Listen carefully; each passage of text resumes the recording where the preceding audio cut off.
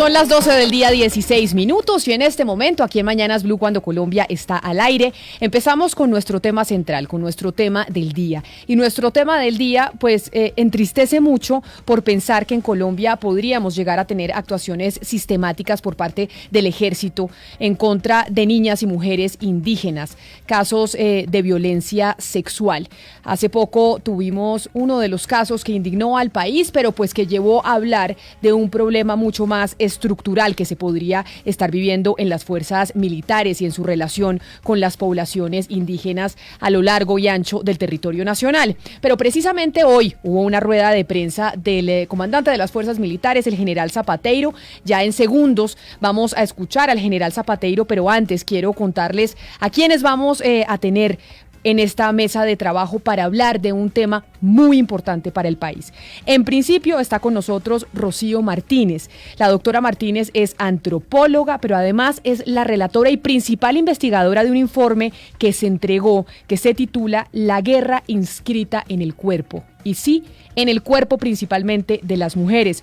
Doctora Martínez, bienvenida a Mañanas Blue. Gracias por hacer parte de esta mesa de trabajo el día de hoy. Buenas tardes, muchas gracias por esta invitación y por permitirme conversar de este tema que es totalmente urgente. Claro que sí, también nos acompañarán Patricia Tobón, comisionada para Asuntos Indígenas de la Comisión de la Verdad, y el director de Human Rights Watch, José Miguel Vivanco. Pero antes de saludar a nuestros invitados, me parece importante que escuchemos lo que dijo en la mañana de hoy, en rueda de prensa, el general Zapateiro, a quien por supuesto nos comunicamos con gente en las fuerzas militares para encontrar una respuesta oficial de qué es lo que está pasando, si acá tenemos un ataque sistemático y un comportamiento sistemático por parte de las fuerzas militares.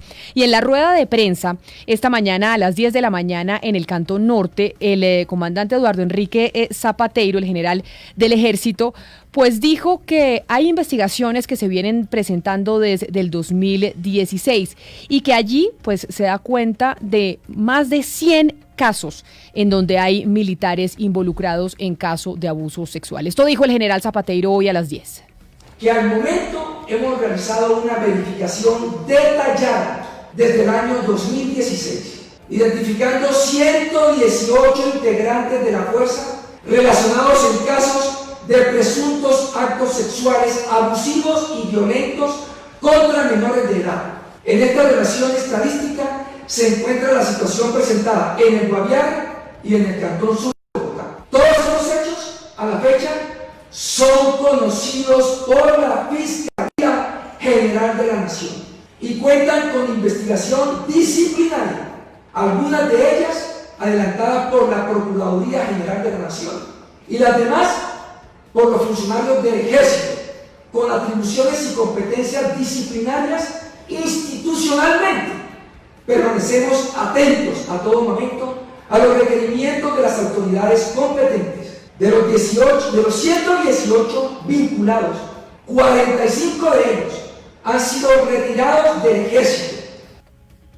Y eso dijo el general Zapateiro sobre las cifras que se encontraron, pero cuando le preguntaron, bueno, ¿y cuáles son las medidas que se están tomando desde el ejército, desde la institucionalidad, para evitar que esto siga pasando? Esto dijo el general Zapateiro. Hemos coordinado otras medidas en procura de establecer estrategias de prevención, como son estas, a través de una comunicación permanente con la Procuraduría de la Nación. Este ente de control ha determinado que 2 de sus funcionarios tengan una comunicación directa con la fuerza frente a estos temas de violación de menores de edad.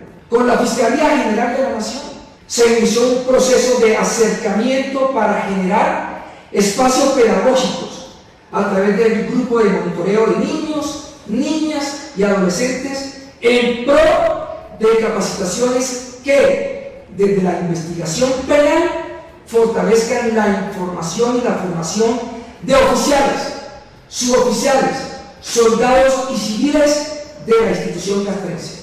Estas consideraciones y coordinaciones se ampliarán a otras conductas que son consideradas como delitos, de forma que pueda tenerse una capacitación integral que abarque todos los comportamientos que puedan ser objeto de indagación penal. Se ordenó un estudio de Estado Mayor para fortalecer las dependencias encargadas de los grupos poblacionales de especial protección constitucional, así como la Oficina de Género de la Fuerza.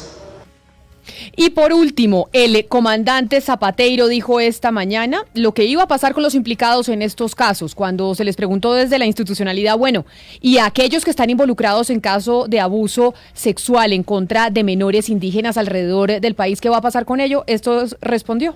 De esta manera, quiero precisar que frente a las situaciones que he tratado hoy, no hay segunda oportunidad y los implicados serán retirados de manera y de forma inmediata de la institución sin perjuicio de la acción penal, disciplinaria y o administrativa a que haya lugar. El ejército y la sociedad colombiana se respetan. Esa fue la declaración que dio esta mañana el representante de las fuerzas militares, pero hablemos, Valeria, de los casos que se han presentado recientemente. Hemos hablado y preguntado de si esta es una actuación sistemática, entre otras, porque si ustedes miran hoy la portada del periódico El Espectador, hoy en El Espectador hablan de cómo las arhuacas también están denunciando, que no solo son las Embera Chamí, sino también las Nucacs, las que han tenido y han sido víctimas de este accionar por parte de militares, en donde las abusan sexualmente y les hacen otro tipo de acciones, de vejámenes y de violaciones, Valeria. Pues así es, Camila, y por eso es que hoy nos preguntamos si esto es sistemático, si son casos aislados, si son manzanas podridas, o más bien si ya es una conducta repetitiva por parte de soldados del ejército hacia las mujeres indígenas colombianas, Camila. Lo cierto es que se han conocido muchos casos esta semana. En septiembre del 2019, 2 soldados del ejército violaron a una niña del pueblo Nucac en el Guaviare. El ejército tuvo conocimiento, simplemente trasladó a los soldados. Eso está en la Oficina de Control Interno del Ejército, nada ha pasado. También recordemos el caso de la semana pasada de la comunidad Embera Chamí en Risaralda, una niña de 13 años violada por 7 soldados. La ONU ha dicho que tiene conocimiento de soldados involucrados en posibles violencia sexual en Arauca, Guaviare, Meta. El investigador Ariel Ávila, Camila, ayer sacó un informe con pruebas de que el ejército y miembros del ejército habrían abusado sexualmente de 5 niñas Nucac en el Guaviare. Una de las menores no solamente habría sido violada, sino que habría sido secuestrada y violentada sexualmente por 5 días dentro de instalaciones de la base militar. Hay que aclarar que autoridades no han declarado ningún responsable por estos hechos. Sigue en la Oficina de Control Interno del Ejército. El señor José Manuel Vivanco también habla de que conoce presuntos casos de violación y de abuso en contra de la población Nucac, Camila, y podría seguir y seguir y seguir. En septiembre del 2019 también un general activo del ejército, Mauricio José Zavala Cardona, acusado por abuso y acoso sexual no contra mujeres indígenas, pero sí contra 4 mujeres distintas en los años 2014 y 2018. Y como estos, Camila, hay cientos de casos que aún no han llegado a tener responsables. Hay un Por informe. eso nos preguntamos qué es lo que está pasando. Y precisamente es que hay un informe, como lo decíamos, un informe nacional de violencia sexual en el conflicto armado que se tituló La guerra inscrita en el cuerpo. Y Rocío Martínez, pues, fue la investigadora principal de este informe. Y yo quería preguntarle, señora Martínez, precisamente, ¿por qué razón el cuerpo de la mujer en Colombia y principalmente también de la mujer indígena ha sido utilizado como elemento de guerra? ¿Por qué en Colombia estamos viendo que los militares, que también los guerrilleros, pero en este caso los militares, utilizaron a la mujer en medio del conflicto, violándola, maltratándola, etcétera, etcétera?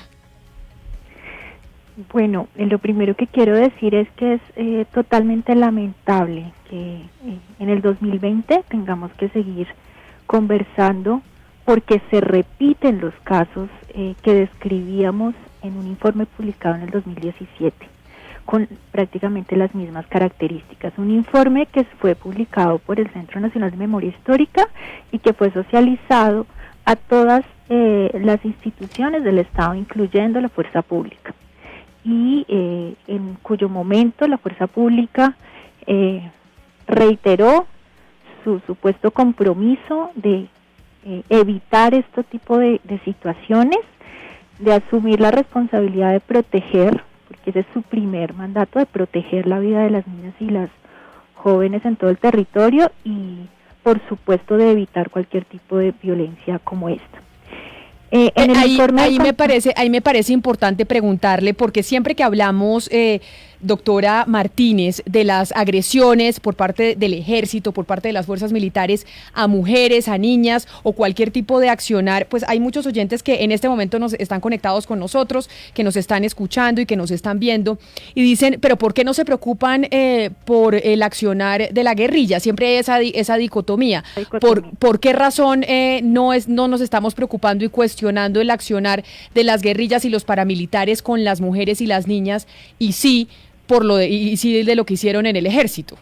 Creo que en efecto lo primero que hay que decir es que la violencia sexual en este país ha sido cometida por la guerrilla, ha sido cometida por los grupos paramilitares, por la fuerza pública y por los grupos armados post desmovilización, que esa no es una respuesta responsable, es decir, hay que asumir y poner cara frente a todos los hechos de violencia sexual de todos los actores armados.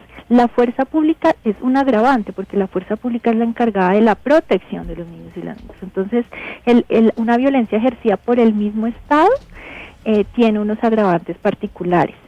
Siempre resulta, y esto es muy paradójico y es muy grave, resulta mucho más fácil condenar la violencia sexual y las violencias ejercidas contra niñas y adolescentes de quien consideramos el adversario, ¿cierto? Entonces, si consideramos el adversario la guerrilla, entonces será más fácil condenarlos, pero nos cuesta mucho más condenar la violencia de la fuerza pública. Viceversa, a la fuerza pública le será más sencillo condenar la violencia sexual ejercida por la guerrilla y no asumir la responsabilidad ejercida por su misma organización. Ahí yo le hago una pregunta, doctora Martínez. Por eso que usted está diciendo que nos parece más fácil reconocer la violencia de a quien consideramos el adversario, en este caso la guerrilla, con las menores de edad que en la fuerza pública. ¿Será esa una explicación por la cual, a pesar de que estamos escuchando, nos contaba Valeria, pues la narración de los resúmenes de los casos que se están presentando de violencia contra las niñas indígenas, y usted nos dice en el informe del 2017 veíamos exactamente lo mismo y parece que no hubiera cambiado? ¿Será que es por esa razón que nosotros, los colombianos, no le hemos puesto tanta atención a ese drama que viven las niñas en el territorio nacional, que son atacadas por los militares? ¿Por esa razón? ¿Porque nos cuesta trabajo ver que eso está sucediendo? En efecto, creo que esa es una de las razones, o sea, una razón central es que nos preocupa y nos ocupa más preservar como la honra de los hombres que consideramos aliados de alguna manera, y esto sucede en la izquierda y en la derecha, o sea, esto es absolutamente generalizado, que realmente generar un mensaje social de absoluta contundencia, de no más, de intolerancia total y absoluta de cualquier tipo, forma de violencia ejercida contra las niñas y las adolescentes, venga de quien venga. Y la violencia sexual viene no de monstruos alienígenas que vienen del más allá, sino vienen de los hombres más cercanos, o sea, vienen de la familia, vienen de los hombres cercanos a las familias, y vienen también, y esto hay que decirlo con toda la claridad, de los grupos armados todos además coinciden, y en esto coinciden todos, en explicar este tipo de conductas cuando ya son absolutamente innegables, como una violencia fortuita, como el ejercicio de una violencia liderada por un par de personas, manzanas podridas, y eso hace que ningún grupo armado y tampoco la fuerza pública haya asumido realmente que han hecho uso de la violencia sexual contra niñas y adolescentes de manera continua, de manera reiterada. Señora Martínez, pero hay algo que me llama la atención del informe que usted lideró, y es el papel, claro, bajo el entendido de que el ejército tiene un mandato constitucional y por supuesto que sus violaciones son muchísimo más graves, pero es el papel de las comunidades indígenas frente a las niñas, a las menores de edad que son violadas, y es cuando asumen un papel, por ejemplo, los Haibaná, que también hay algo de digamos, de revictimización, no solamente por parte de la justicia indígena que no mira estos casos o que los pone de lado, sino también de otras autoridades de las comunidades indígenas? Pues partamos de una cosa básica, y es estas violencias se ejercen en territorios que por lo general son disputados o están copados por los actores armados o están militarizados, ¿cierto?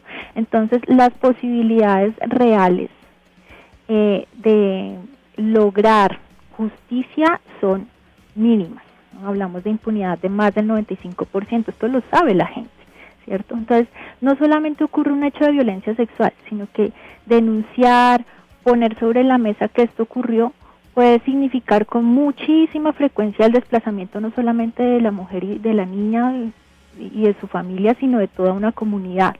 Puede generar una amenaza generalizada, entonces allí hay una imposibilidad, es una situación que no es sencilla de manejar, sin salida alguna vez. Hay también un cruce de violencias, ¿no? Y entonces hay violencias ejercidas por, en este caso, por ejemplo, el Estado, y en otros casos ejercidas por miembros de las familias. Esto contribuye aún más al silenciamiento que se ejerce sobre estas violencias. Sí. Y en efecto, entonces allí, si callo una violencia, callo las otras violencias. Claro. Hay también una estigmatización sobre las niñas y adolescentes en violencias que hemos denominado, creo que de mala manera, como enamoramientos, y es este ejercicio de poder que ejercen con mucha frecuencia miembros de la fuerza pública sobre niñas y jóvenes, que en muchos casos tienen unos fines específicos, buscar información, cooptar a las comunidades, instrumentalizar a las niñas y las jóvenes, inmiscuirlas en la guerra de alguna manera. Entonces todas estas situaciones que además en algunos casos se viven en situaciones de pobreza, claro, importante. Permítame, doctora Martínez, porque quiero saludar también a la doctora Patricia Tobón. Y la doctora Tobón es comisionada para asuntos indígenas, precisamente de la Comisión de la Verdad, siendo ella también perteneciente a una comunidad indígena. Doctora Tobón, bienvenida usted también aquí a Mañanas Blue. Gracias por sumarse a este diálogo en donde nos estamos preguntando si es sistemático el ataque de miembros del ejército a mujeres, pero sobre todo niñas de comunidades indígenas. Gracias por estar con nosotros hoy aquí en Mañanas Blue. Camila, ¿cómo está? Muchas gracias por esta invitación.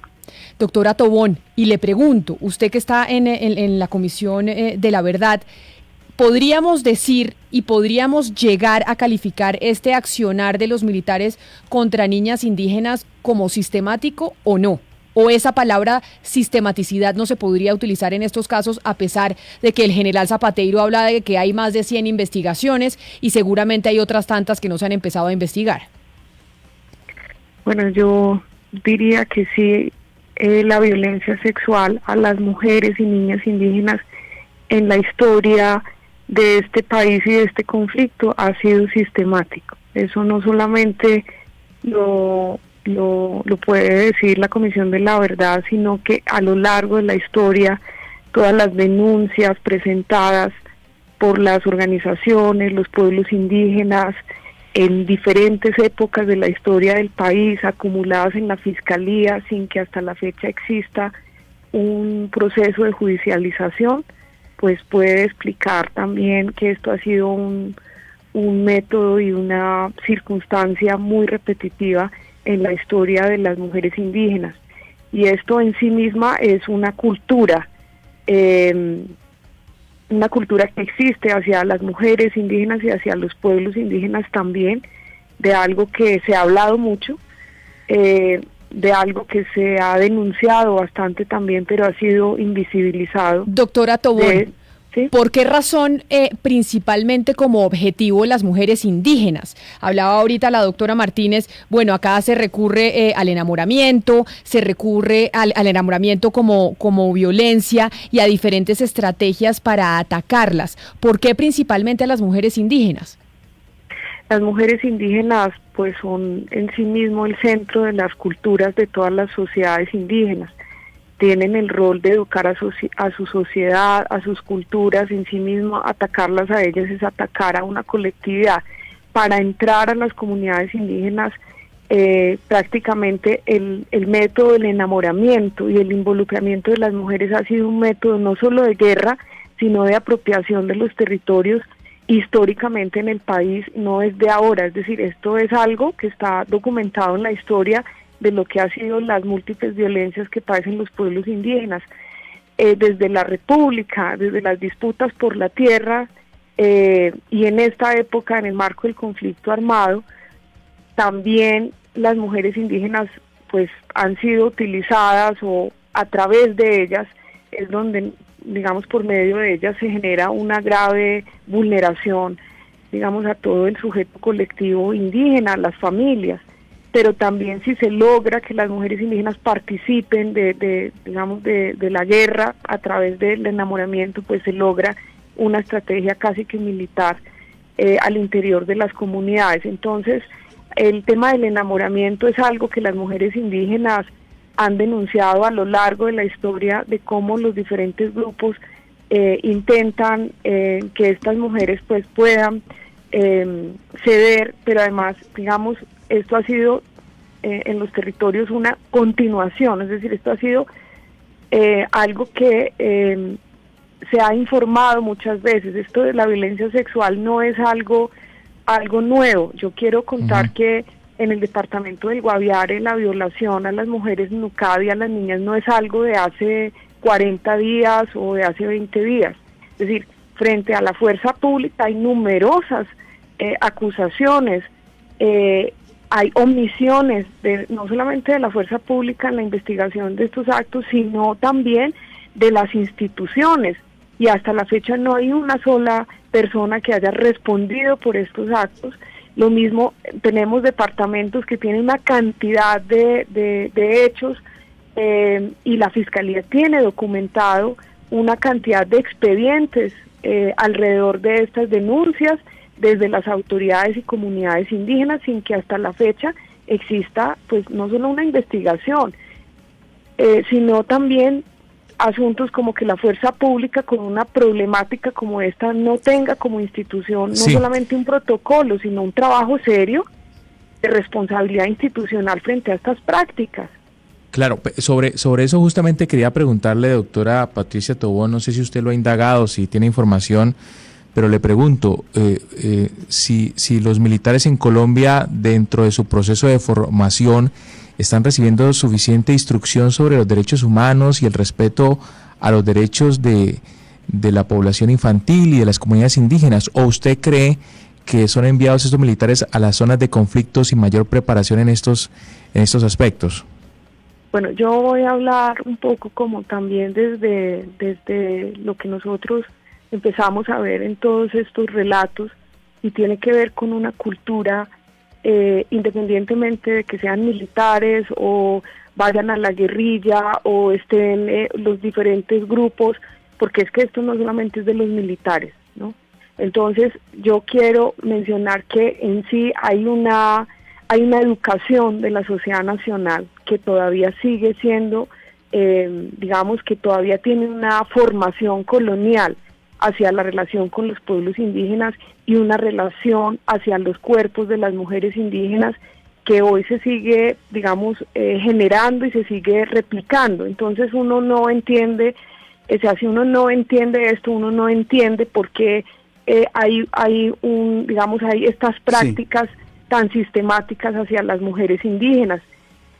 Hay unas creencias culturales que si usted va y mira, o sea, las mismas prácticas que uno encuentra en estas acciones, que son jóvenes colombianos que van a prestar su servicio militar, pero son seres humanos y ciudadanos colombianos, que unos están en el ejército y otros están en grupos armados, pero con prácticas iguales hacia los pueblos indígenas y hacia las mujeres indígenas. A propósito de lo que está diciendo la doctora Tobón, me gustaría conocer la opinión de la doctora Martínez sobre qué pasa con ustedes que están haciendo las investigaciones, doctora Martínez, qué pasa con los jefes. Es decir, estas organizaciones nuestras piramidales tienen una línea de mando, el Ejército Nacional tiene una línea de mando. hay unos soldados que son los que casi siempre aparecen señalados y condenados. Pero ¿qué pasa con los superiores de esos soldados que seguramente también tienen conocimiento de las barbaridades y las aberraciones que están cometiendo los soldados? ¿Cuántos oficiales ustedes han descubierto, han encontrado en sus pesquisas o en sus denuncias sobre por qué existe complicidad por parte de esos superiores, los oficiales, hablo de tenientes, capitanes, mayores, coroneles, generales, que tienen conocimiento de este tipo de comportamientos abusivos contra nuestra población indígena? Sí, eso es muy importante por lo siguiente. Aunado a lo que nos dice la comisionada, y en efecto es esta mirada colonial sobre el cuerpo de las niñas y las adolescentes indígenas, está el mensaje institucional de que estas violencias no son tan graves, que son de alguna manera violencias que se cubren, bien sea o hablando con las familias, en el caso incluso en el caso de la niña en Vera se intentó hacer esto, hacer una especie de negociación con la familia de la niña, o simplemente trasladando, y esto es una práctica que es muy común, trasladando a los miembros que están inmiscuidos en estos hechos a otros lugares. De hecho, es muy llamativo de lo que nos dice hoy el comandante, como de estos 118 miembros del ejército, solo 45 están retirados. La pregunta entonces estaría por qué pasa con los otros miembros del ejército que están inmiscuidos en este tipo de violencia. Entonces, esto también ayuda a pensar cómo es absolutamente imposible pensar que esta sea una práctica solamente unas manzanas podridas.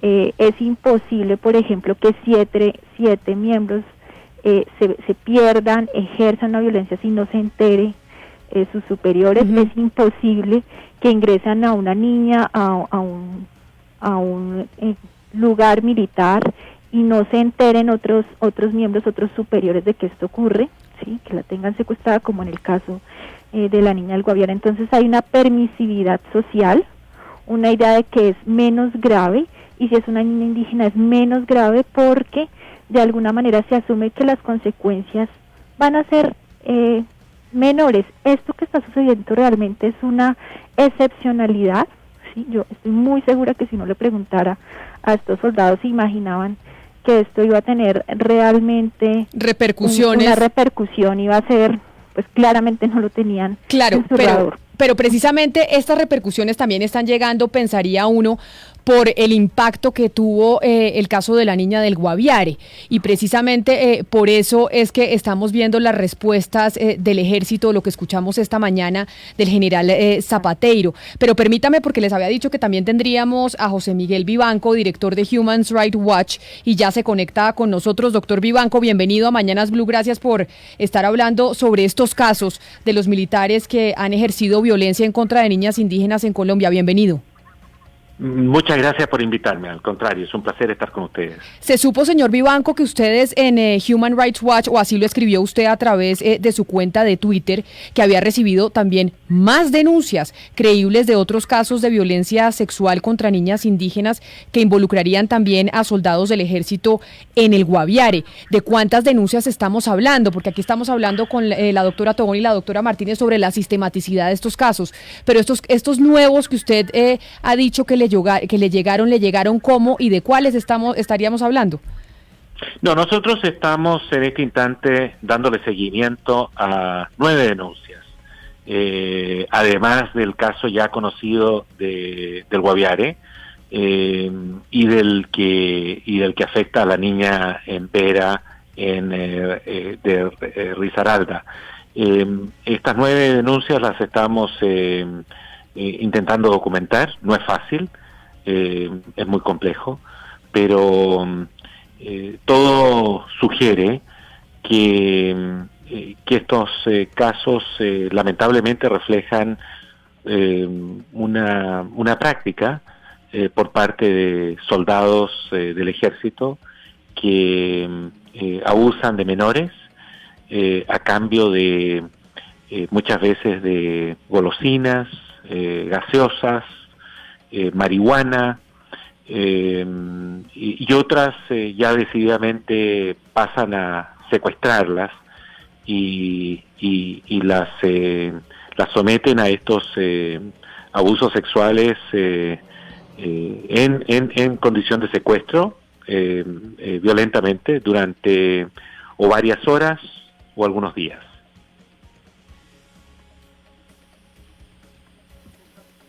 Señor Vivanco, usted, según lo que nos ha dicho, hay una gran dificultad para hacer este tipo de investigaciones, para documentar los casos. Ya por los casos que hemos estado escuchando, pues es más o menos claro que hay un accionar sistemático del ejército, pero le quiero preguntar si usted considera que también es sistemático el ocultamiento por las instituciones colombianas, el ocultamiento de este tipo de acciones.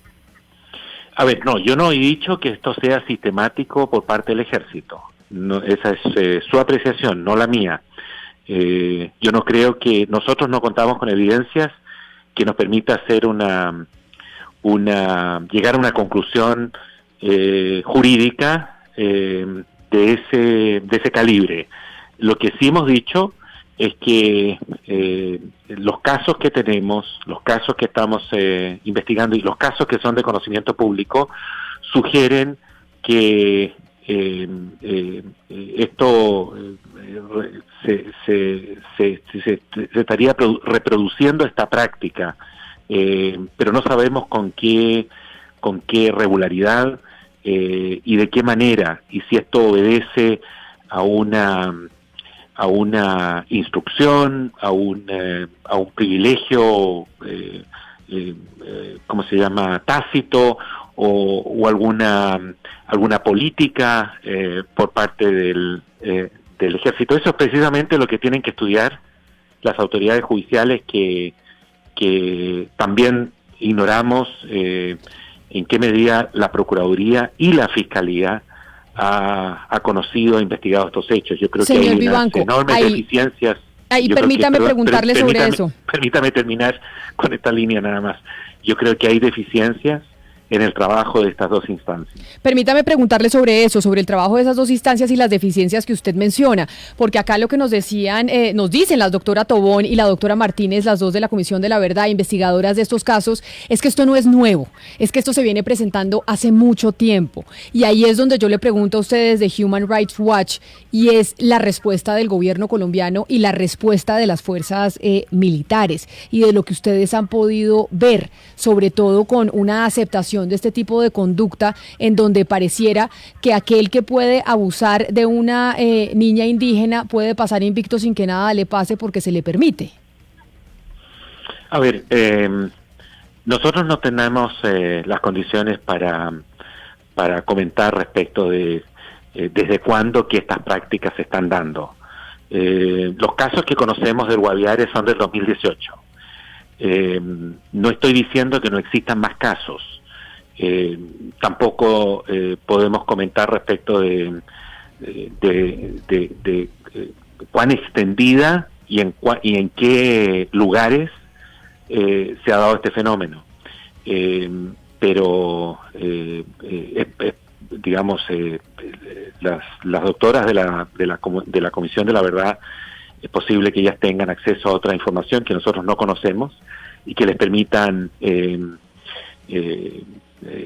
llegar a una conclusión distinta. Para nosotros esto es un fenómeno aberrante, gravísimo, que debería, esperamos, conmover los cimientos de las autoridades, tanto civiles como militares, para hacer un examen riguroso que permita determinar hasta dónde se extienden este tipo de abusos aberrantes, y tomar las medidas necesarias para prevenir estos hechos, pero simultáneamente, por supuesto, esto exige una participación activa de la Fiscalía y de la Procuraduría, que, como dije, ignoramos qué han hecho hasta ahora. Señor Vivanco, y justamente sobre eso le quiero preguntar, porque usted hizo una pregunta que me pareció muy adecuada en Twitter hace unos días, y fue que preguntó qué pasó con el informe final que la comisión liderada por el señor Gómez Méndez debía publicar en noviembre del 2019 sobre las normas internas del Ejército. El país nunca volvió a saber nada sobre ese informe, es decir, después de escuchar los casos de corrupción y ahora estamos escuchando estos casos aberrantes de violación, pues el informe que iba a ser el que iba un poco a reestructurar las normas internas del Ejército nunca llegó. ¿Usted recibió respuesta sobre esta pregunta? No, lo que ocurre es que el año pasado, como sabemos, a raíz de las denuncias formuladas por el periódico New York Times y otros medios, y nosotros incluso, que afectaron la gestión del general Martínez Espinel cuando se descubrieron unas políticas y unas ordenanzas internas del Ejército muy similares a las políticas que se implementaron durante los falsos positivos. Nosotros criticamos el informe de esa comisión porque lo consideramos altamente deficiente, con enormes omisiones y nos pareció además un informe liviano que no hacía un examen riguroso de lo que estaba en juego y de las reformas que había que introducir al accionar del Ejército. La respuesta que se nos dio por parte de la Comisión Presidencial es que este era el informe que dieron a conocer era preliminar y que el informe final, tal cual lo disponía el decreto de creación de esta comisión, se lanzaría en noviembre del año pasado. Hasta ahora no hemos conocido el informe final, no parece haber ningún registro de ese informe, y entiendo que por los comentarios de algunos de esos miembros, algunos medios en Colombia, que entregarían un informe ahora en el mes de agosto. Veremos si ese informe qué seriedad tiene, qué profundidad tiene y si aborda este tipo de prácticas. Me gustaría, y solo con el propósito de contrastar un poco las versiones, preguntarle a la profesora Rocío Martínez sobre la sistematicidad y la política de Estado que hablaba el doctor José Miguel Vivanco. Él dice, no puedo afirmar de ninguna manera que sea un tema sistemático y que constituya una política de Estado, pero estamos hablando que en la actualidad están involucrados 118 miembros de la fuerza pública en casos que parecieran ser periódicos y continuados, y que, como bien lo dijo la doctora Tobón, pues genera toda una cultura. Desde el punto de vista jurídico, uno podría decir que la cultura que hemos conformado desastrosamente durante todos estos años, quizás décadas, constituyen responsabilidad del Estado porque a su vez constituyen una política de Estado. Bueno, esa es una pregunta difícil. Lo que es evidente es que es una política. ¿Y cómo se evidencia eso? Es una política porque la violencia sexual no se ejerce porque sí. O sea, esa violencia sexual tiene unos fines en el marco de la presencia de la fuerza pública en los territorios. Entonces, por ejemplo, y seguramente la comisionada lo ha encontrado también, esa violencia sexual se ejerce contra niñas. Sí, déjame termino brevemente. Bueno, sí. Se ejerce con unos fines, es funcional a la presencia de la fuerza pública. Sirve, por ejemplo, para castigar liderazgos que han sido sospechosos, y sobre eso hay casos que han sido públicos, por ejemplo, el ejercicio de la fuerza pública, de la violencia sexual ejercida por la fuerza pública sobre mujeres lideresas.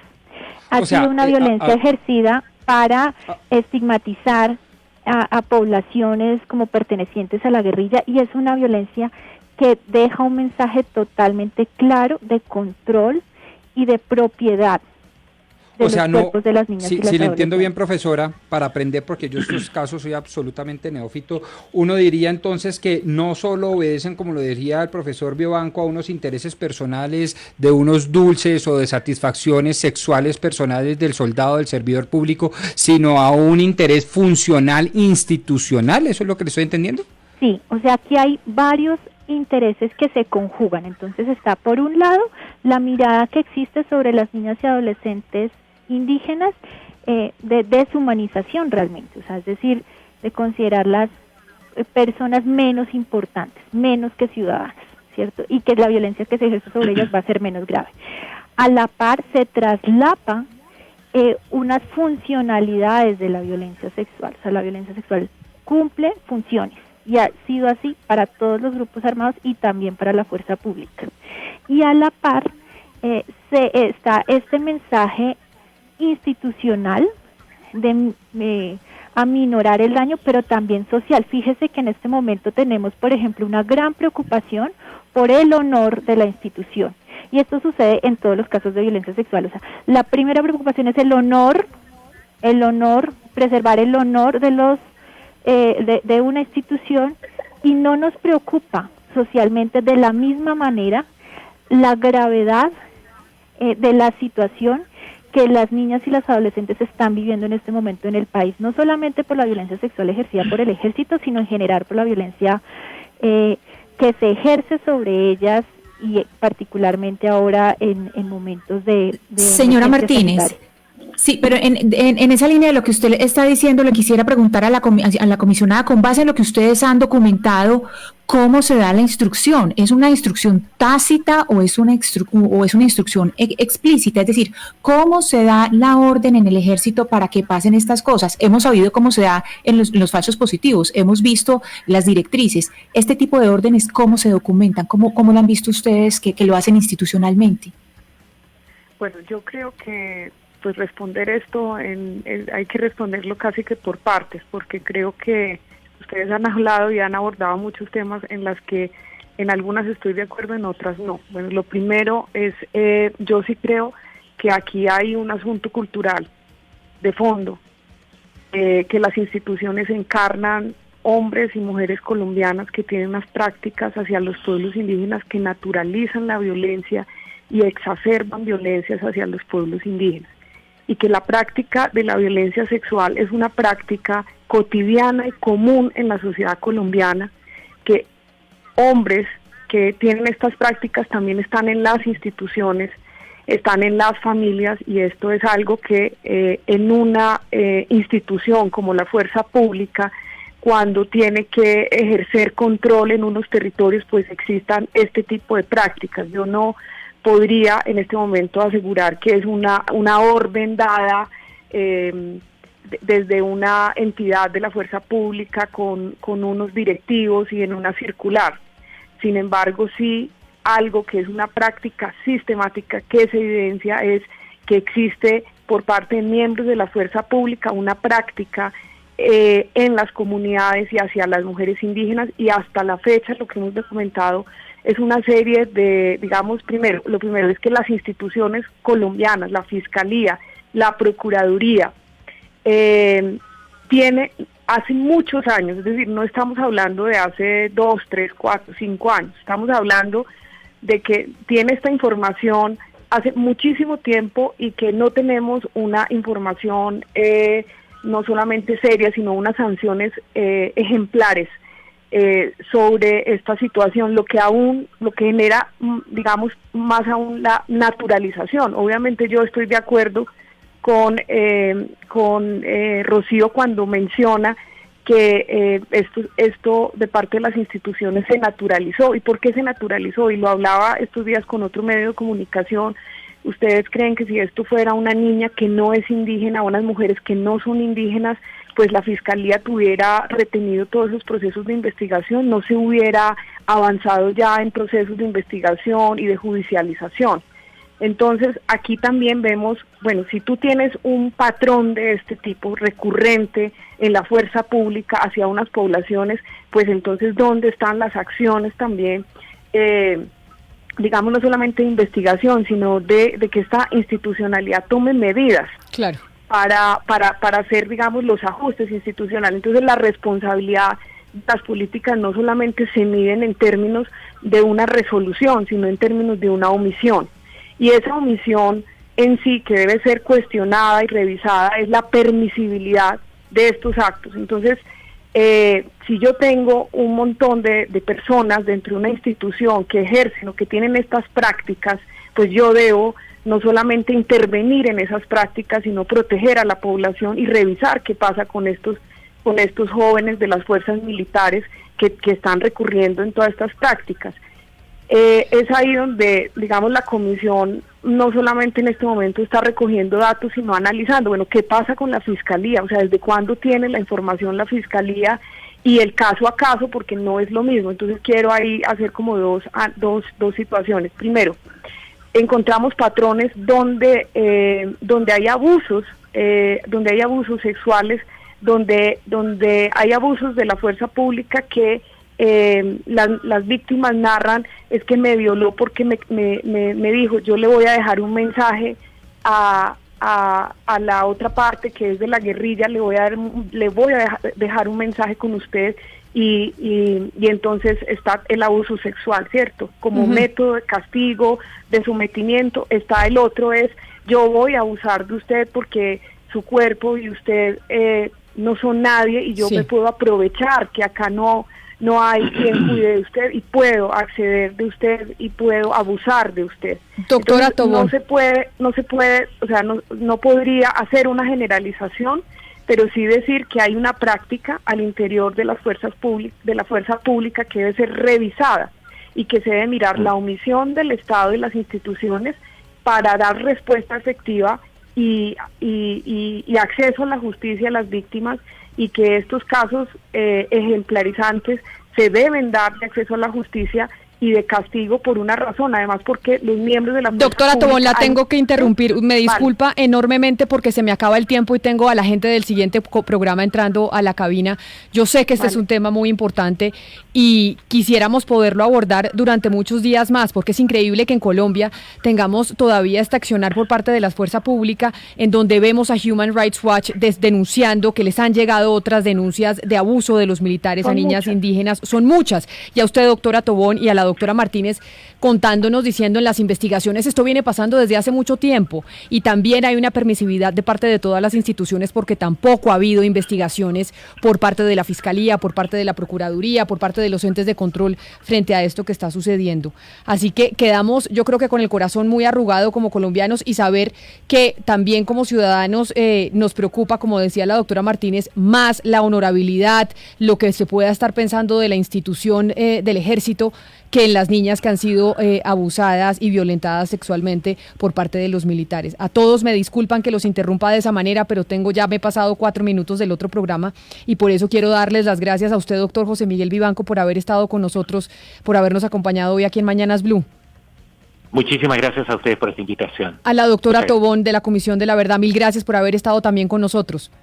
Muchas gracias. Y a la doctora Rocío Martínez, antropóloga, investigadora precisamente de este informe de la guerra inscrita en el cuerpo de las mujeres, y muchas veces de mujeres indígenas en nuestro país. Mil gracias, doctora Martínez, por haber estado con nosotros. Muchas gracias a ustedes. Con dolor terminamos este programa, sin duda alguna, con dolor de saber lo que pasa con nuestras niñas en los territorios a nivel nacional. Nos pasamos 4 minutos precisamente por escuchar estos testimonios de lo que está sucediendo en el país, y que sí podría llegar a ser catalogado como sistemático por parte del ejército en contra de las niñas indígenas. Los dejo con mis compañeros de Meridiano Blue, que vienen con toda la información de la Fiscalía General de la Nación, vienen con la información de lo que pasa en Colombia y en el mundo.